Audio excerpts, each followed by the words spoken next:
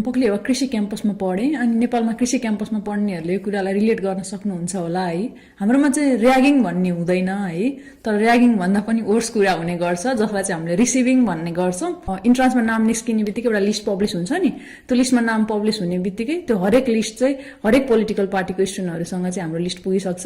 त्यसपछि उनीहरूले हरेकजनालाई कल गर्ने हो क्या, म यो एउटा युनियनमा बस्छु नभनुन्जेलसम्म त्यो फोन आएको आइ गर्छ।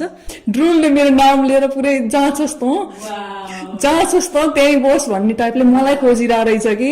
एम्बुलेन्स आयो अनि मलाई झ्याप्प समातेर मलाई हस्पिटल लग्यो अनि म त त्यहाँ रोकोरोइ भएँ कि कोही चिनेको मान्छे छैन, भाषा आउँदैन।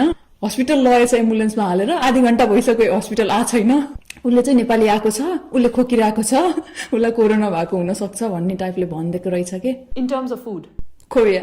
In terms of weather? Australia. Fashion sense? Korea. People? Australia. र गाउँमा चाहिँ जाइमोसेप्टोरिया ट्रिटिस